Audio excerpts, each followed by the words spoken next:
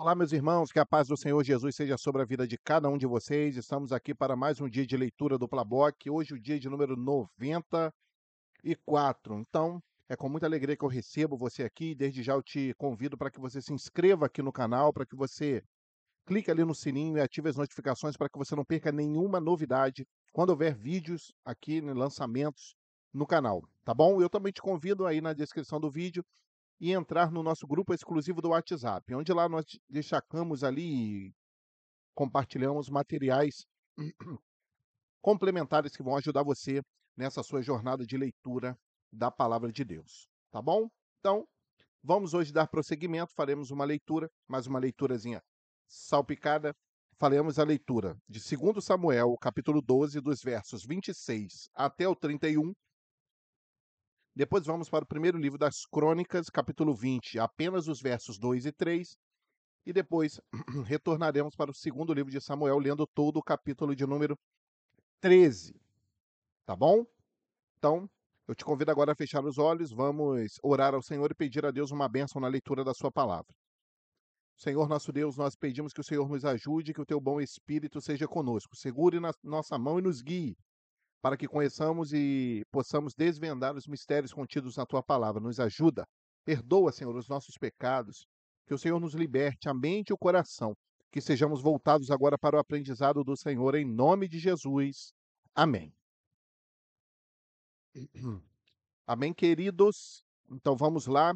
Então, primeiro trecho, 2 Samuel, capítulo 12, a partir do verso 26 até o 31. Entretanto, pelejou Joabe com Rabá, dos filhos de Amon, e tomou a cidade real. Então mandou Joabe mensageiros a Davi e disse: Pelejei contra Rabá, e também tomei a cidade das águas. Ajunta, pois, agora o resto do povo e cerca a cidade, e toma-a, para que, tomando eu a cidade, não se aclame sobre ela o meu nome. Então ajuntou Davi a todo o povo e marchou para Rabá, e pelejou contra ela e a tomou. E tirou a coroa da cabeça do seu rei, cujo peso era de 1 talento de ouro, e havia nela pedras preciosas, e foi posta sobre a cabeça de Davi. E da cidade levou muito grande despojo, e trazendo o povo que havia nela, o pôs às serras, e às talhadeiras de ferro, e aos machados de ferro, e os fez passar por forno de tijolos. E assim fez a todas as cidades dos filhos de Amon. E voltou Davi e todo o povo para Jerusalém. Louvado seja o nome do Senhor. O que eu queria comentar aqui sobre esse texto, tá? Que é uma coisa muito interessante, né? Principalmente para a galerinha que gosta de se achar, né? É, eu quero que você entenda o seguinte: por mais que eu e você façamos, Deus ele sempre nos chama a darmos glória a Ele. A glória é dele, porque a nossa vida é dele, a salvação é dele, tá? Ele criou os céus e a terra, então a honra é dele, o projeto é dele. Então, quando nós, a partir do momento que começamos a colocar no nosso coração de que somos algo, de que a capacidade ela é nossa, isso é muito perigoso. Sabemos que a soberba procede à ruína, procede à queda, né? Então a humildade ela é fundamental para cada um de nós. E olha só o que que esse cara, Joabe, olha só que expressão maravilhosa que a palavra de Deus usa. É o que eu sempre costumo dizer. Quando nós olhamos para os detalhes da palavra, que estão escritos, então eu não preciso viajar em nada, eu não preciso buscar significados ocultos, eu não preciso nada disso, eu só preciso ler, tá? Eu só preciso ler, observar o que está escrito, que eu vou aprender muito. Então vamos lá. Então Joabe, né, é rápido aqui. Joabe, ele enfrenta ali a cidade de Rabá, né, uma cidade amonita, ele vence, ok. Até aí, tudo bem. Joabe era um cara bom de batalha, era um cara não à toa, né? Ele era ali o general do exército de Davi, o cara estava à frente, né? Lembra lá quando ele conquista Jebus, né? Recebe até ali um prêmio ali, enfim. Agora olha só o que que ele faz após essa vitória em Rabá. Ele fala assim no verso 28, olha só: Davi, ajunta todo o resto do povo e cerca a cidade e toma-a, para que, tomando eu a cidade, não se aclame sobre ela o meu nome. Então ele sabia que a honra ela era para o rei, porque o rei o enviara lá. O rei o concedera subsídios para que ele fosse, não é isso? Então, a glória que Joabe queria levantar, o nome que ele queria aclamar, não era o nome dele, era o nome do rei. E da mesma forma, nós, quando vencemos qualquer tipo de batalha, né, quer seja um desemprego, né, que o Senhor abre uma porta, quando eu passo num concurso, quando eu consigo ali passar num processo seletivo, né, até mesmo para uma empresa de âmbito CLT, quando eu consigo alguma coisa, ou quando alguém se converte depois de eu ser usado ali como um vaso em toda essa história, porque fui eu que preguei, alguém, quando eu trouxe uma mensagem, alguém se rendeu a Jesus. Então, olha só, a honra, ela é para o rei. A honra é para o rei. Então, o Joabe, ele tá aqui, apesar dele ser um cara bom, bom de guerra, o cara era o capitão, né? Então tem muito líder que se acha muito bom, mas esquece de dar glória ao Senhor. A glória é do rei, irmãos. Em cada momento nós precisamos lembrar que a glória é do rei. Cada conquista sua, a glória é do rei. Cada vitória sua, a glória é do rei. Cada batalha que você venceu, a glória é de Jesus. Cada porta que se abriu, a glória é do Senhor. Então isso é muito importante. Isso é fundamental. A humildade ela é fundamental para que nós possamos entender que tudo que temos, fazemos, tudo que possuímos, tudo, né, que conquistamos, a glória é para o Senhor. Tá bom? Então só queria pontuar isso, porque eu acho um trecho muito interessante. Muito interessante. Primeiro livro das Crônicas, capítulo 20, versos 2 e 3. E Davi tirou da cabeça do rei a coroa deste, e achou nela o peso de 1 talento de ouro, e havia nela pedras preciosas, e foi posta sobre a cabeça de Davi, e levou da cidade muito grande despojo. Também o povo que estava nela levou e os fez serrar com a serra e cortar com talhadeiras de ferro e com machados. E assim fez Davi com todas as cidades dos filhos de Amon. Então voltou Davi com todo o povo para Jerusalém. É isso, queridos. No final das contas, há um destino para nós. Nós vamos voltar com o rei para Jerusalém, né? E isso é maravilhoso. Essa promessa é maravilhosa para nós. Depois de uma grande batalha, né? Depois até mesmo de tirarmos os despojos, né, da cidade. Então, nós conquistamos aqui também. Então, às vezes, nós conquistamos ali uma casa, nós conquistamos um bom emprego, né? E quando eu falo bom, não é porque eu ganho bem, não é porque o meu salário é ótimo, não é porque eu sou rico, é o necessário para mim, é o suficiente para mim e para a minha família. Então nós conquistamos as coisas aqui, por menores que sejam, por menores que sejam. Então nós conquistamos, nós batalhamos, né? Nós estudamos, nós trabalhamos, nós nos esforçamos, acordamos cedo, pegamos condução, né? Temos as labutas do dia a dia.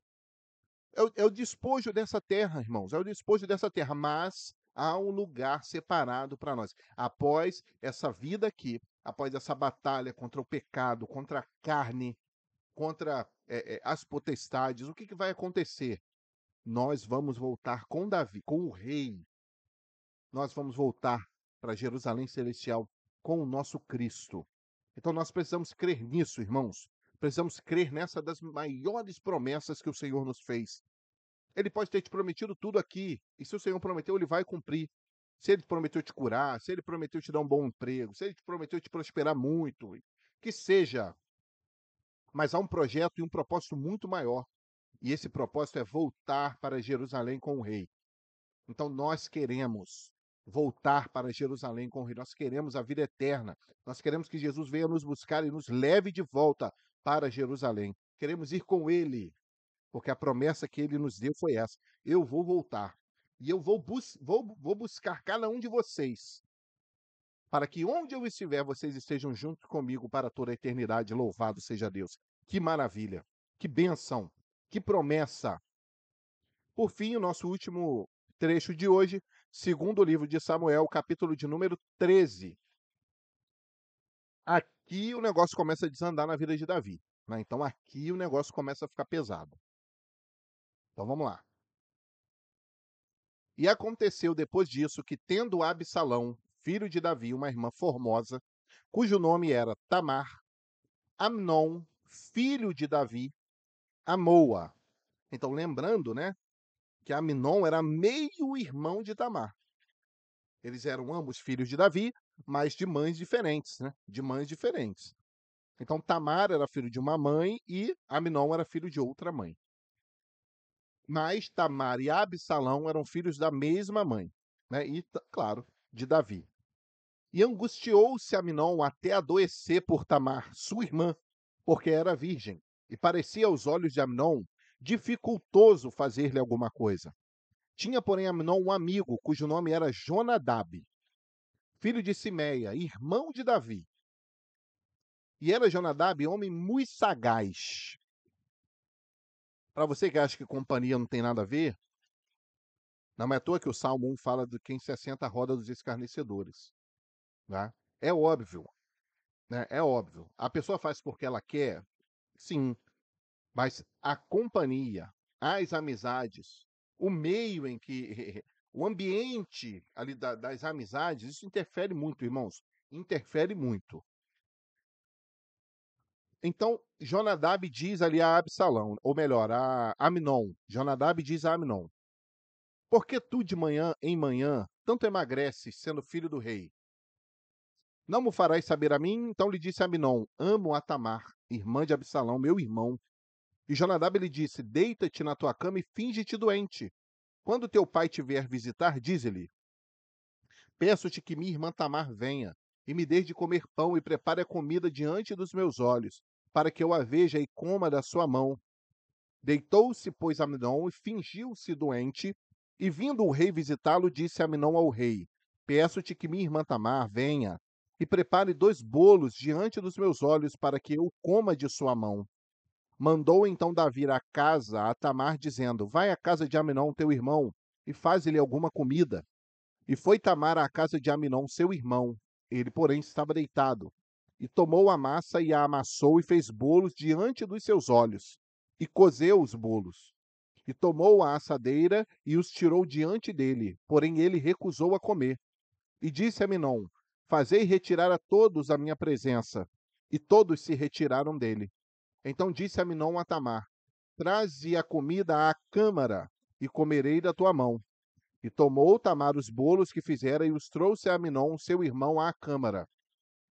E chegando-lhes para que comesse, pegou dela e disse-lhe: Vem, deita-te comigo, minha irmã.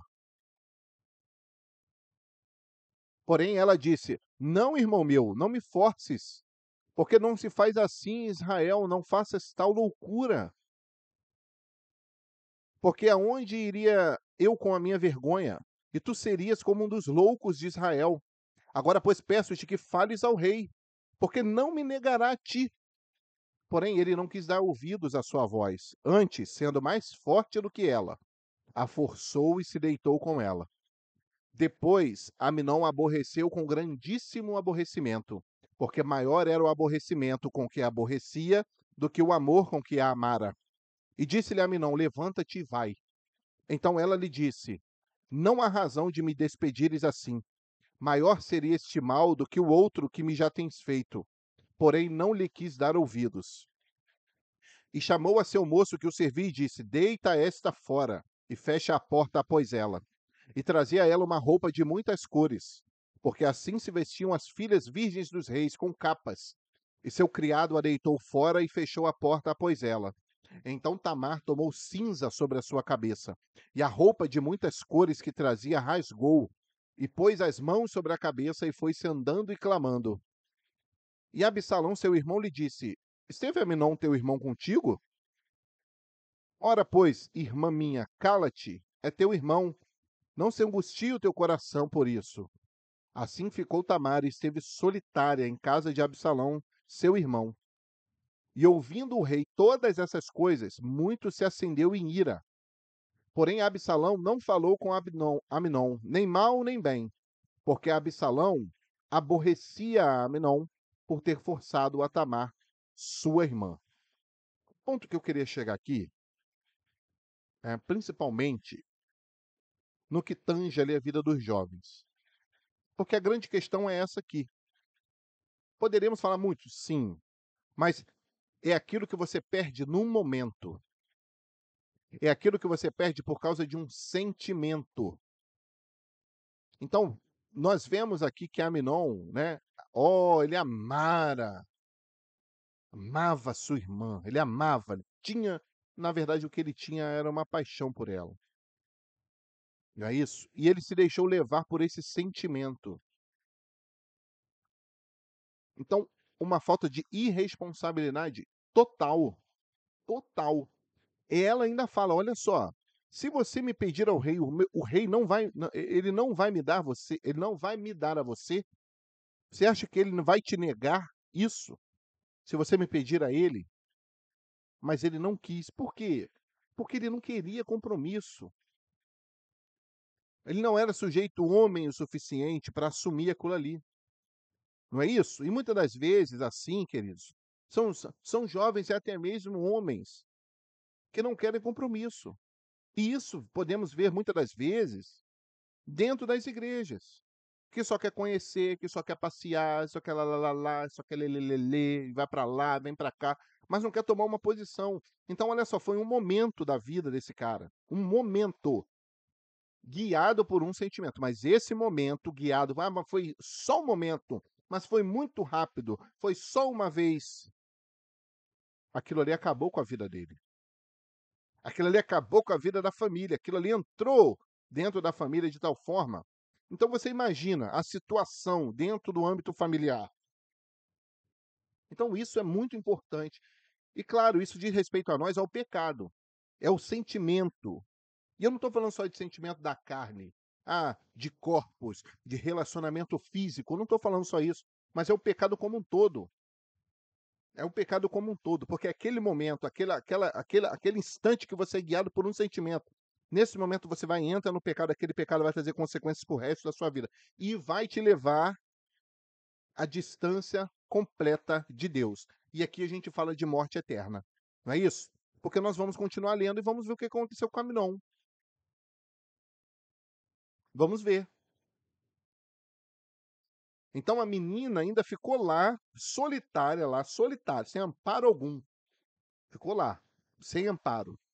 Verso 23: E aconteceu que, passados 2 anos inteiros, Absalão tinha tosqueadores em Baal-Azor, que está junto a Efraim, e convidou Absalão a todos os filhos do rei. E veio Absalão ao rei e disse: Eis que teu servo tem tosqueadores. Peço que o rei e os seus servos venham com teu servo. O rei, porém, disse a Absalão: Não, filho meu, não vamos todos juntos, para não te sermos pesados. E instou com ele. Porém, ele não quis ir, mas o abençoou. Então disse Absalão: Quando não, deixa ir conosco Aminon, meu irmão. Porém o rei lhe disse: Para que iria contigo? E instando Absalão com ele, deixou ir com ele a Aminon e a todos os filhos do rei. E Absalão deu ordem aos seus moços, dizendo: Tomai sentido. Quando o coração de Aminon estiver alegre do vinho, e eu vos disser: Feri a Aminon, então o matareis. Não temais. Porventura, não sou eu quem vô-lo ordenou? Esforçai-vos e sede valentes. E os moços de Absalão fizeram a Aminon como Absalão lhe havia ordenado. Então, todos os filhos do rei se levantaram e montaram cada um seu mulo e fugiram. E aconteceu que, estando eles ainda no caminho, veio a nova a Davi de que se dizia: Absalão feriu todos os filhos do rei e nenhum deles ficou. Então o rei se levantou e rasgou suas vestes e se lançou por terra. Da mesma maneira, todos os seus servos estavam com vestes rotas. Mas Jonadab, filho de Simeia, irmão de Davi, respondeu e disse: Não diga ao meu senhor que mataram a todos os jovens filhos do rei, porque só morreu Aminon, porque assim o tinha resolvido fazer Absalão desde o dia em que ele forçou a Tamar, sua irmã. Não se limita, pois, agora no coração do rei meu senhor tal coisa, dizendo: morreram todos os filhos do rei, porque só morreu Aminon. E Absalão fugiu, e o jovem que estava de guarda levantou seus olhos e olhou. E eis que muito povo vinha pelo caminho por detrás dele, pela banda do monte. Então disse Jonadab ao rei: Eis aqui vêm os filhos do rei, conforme a palavra do teu servo, assim sucedeu. E aconteceu que, quando acabou de falar, os filhos do rei vieram e levantaram a sua voz e choraram. E também o rei e todos os seus servos choraram com muito grande choro. Assim, Absalão fugiu e se foi a Talmai, filho de Amiúde, rei de Gesur. E Davi trouxe dó por seu filho todos aqueles dias. Assim, Absalão fugiu e foi para Gesur, e esteve ali 3 anos. Então tinha o rei Davi saudades de Absalão, porque já se tinha consolado acerca de Aminon, que era morto.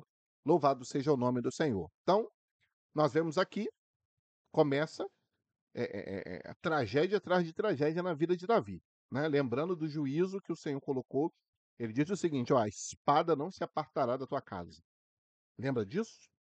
Então a espada não se apartará da sua casa. Isso já começou com o filho lá do adultério dele lá, né? Então, juízo, né? O juízo. Então, queridos, nós terminamos aqui a nossa leitura de hoje. E eu te convido a que você registre aqui nos comentários qual versículo mais marcou, impactou a sua vida, né, no dia de hoje. Qual a lição mais importante que você aprendeu com o Espírito Santo fazendo essa leitura. Compartilhe conosco aqui para que nós possamos aprender juntos a cada dia, tá bom? E não esqueça de compartilhar, de curtir, tá? De deixar o seu comentário aqui para que esse vídeo possa alcançar cada dia mais e mais pessoas para a glória do Rei, para a glória do Senhor, tá bom? Então vamos orar, vamos agradecer a Deus pela leitura de hoje. Senhor nosso Deus, muito obrigado pela leitura de hoje, porque até aqui o Senhor nos ajudou. Muito obrigado porque o Senhor tem segurado em nossas mãos, o Senhor tem nos feito aprender, o Senhor tem nos aperfeiçoado. Te agradecemos por essa oportunidade em nome de Jesus. Amém. Amém, queridos? Que Deus abençoe a vida de cada um de vocês, tá? Que Deus abençoe a sua casa, a sua família, a sua saúde, o seu trabalho, o seu ministério, que em tudo na nossa vida, o nome do Senhor seja glorificado. Até o nosso próximo dia de leitura. Fique na paz do Senhor Jesus.